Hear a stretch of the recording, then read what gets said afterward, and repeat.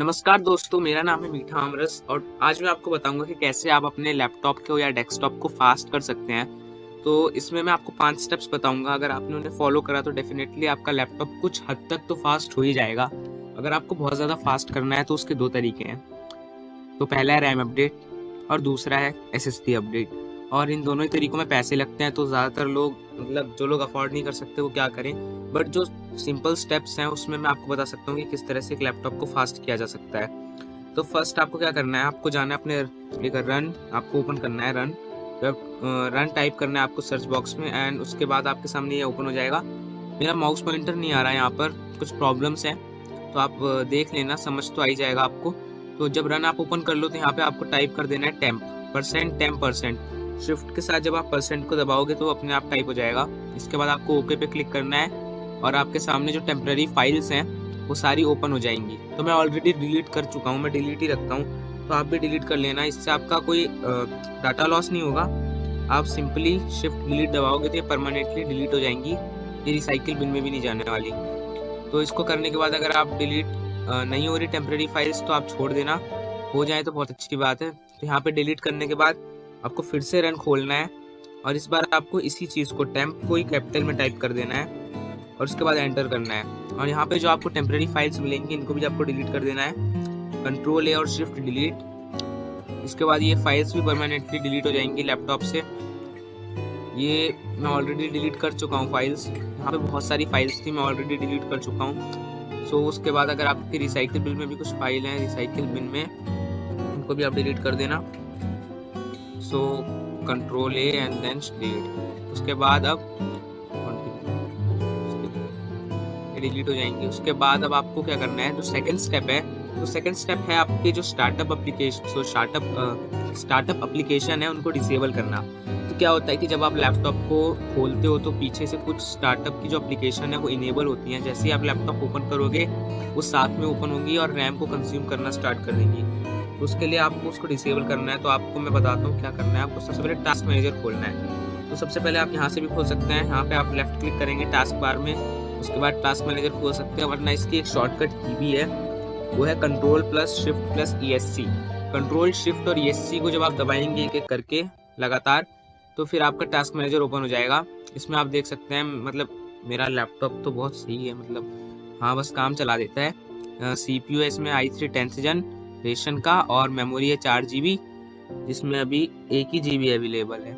1 TB के hard disk है, SSD है नहीं, और वाईफाई तो छोड़ ही दो। GPU है, ये इंटीग्रेटेड UHD है।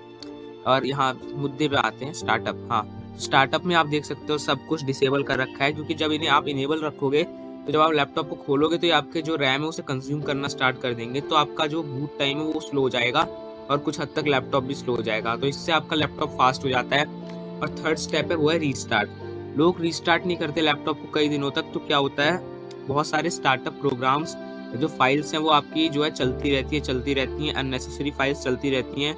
जब तक आप अपने लैपटॉप को रिस्टार्ट नहीं करोगे वो फाइल शट डाउन नहीं होंगी, या फिर आपको उसे खुद ही जाके टास्क मैनेजर में, आपको जैसे कि मैं बताता हूँ, आपको खुद ही जाके इनका टास्क एंड करना पड़ेगा। ऐसे करके यहाँ पे एंड टास्क करना पड़ेगा।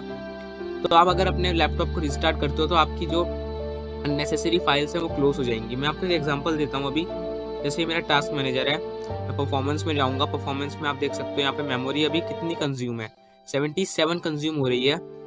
वैसे मैं स्क्रीन रिकॉर्डिंग कर रहा हूँ तो 359 तो यही ले रहा है, 319, बट अभी ये 72% कंज्यूम हो रही है। अगर मैं इसे रिस्टार्ट करूँगा तो फिर ये वापस आ जाएगी अपनी 50 to 54% तक। तो जो आपके अननेसेसरी फाइल्स हैं वो सारी क्लोज हो जाएंगी, तो आपका लैपटॉप फास्ट हो जाएगा। 3 हमारे हो गए। अब चौथा स्टेप है वो है अपने ड्राइवर्स को आप अपडेट कर लीजिए। तो उसके लिए आपको क्या करना है, कई बार होता क्या है कि जो ड्राइवर्स होते हैं उनकी वजह से इशू आ रहा होता है लैपटॉप में। तो आपको जाना है डिवाइस मैनेजर में। डिवाइस मैनेजर में जाने के बाद आप देख सकते हैं खुल गया डिवाइस मैनेजर।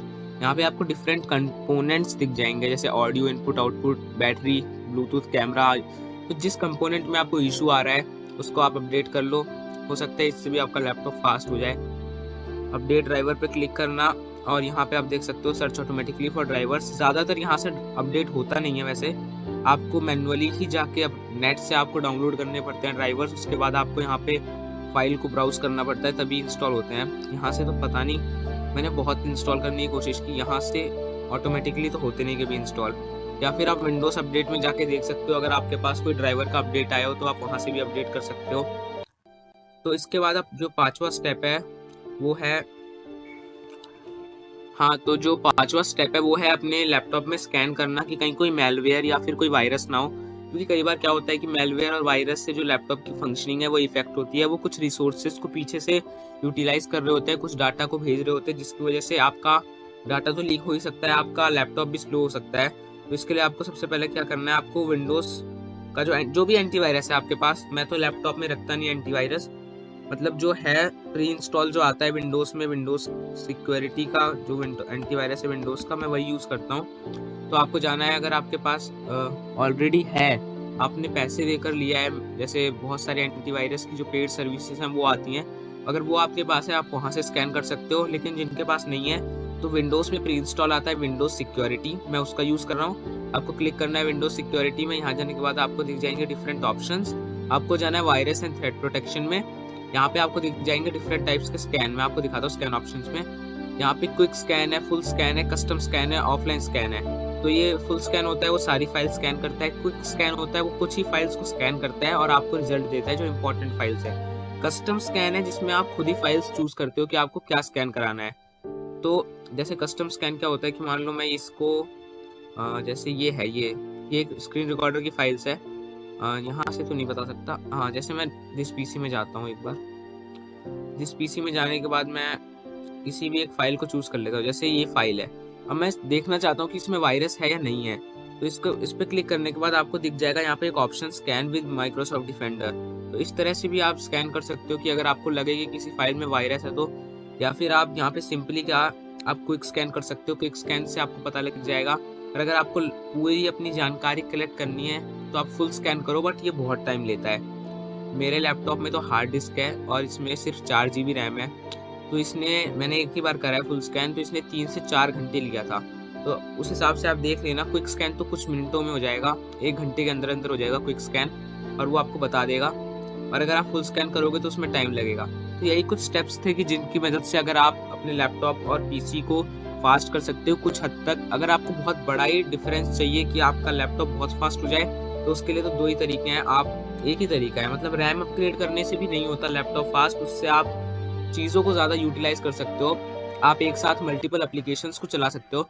बट अगर आपको स्पीड फास्ट करनी है तो आप एसएसडी से ही अपग्रेड करो, आप एसएसडी पे चले जाओ हार्ड डिस्क से। मैं बोल रहा हूँ 10 गुना तक आपका लैपटॉप फास्ट हो सकता है उससे। तो शुक्रिया, आपने ये वीडियो देखी और अपना थोड़ा सा टाइम यहाँ पे गवा दिया।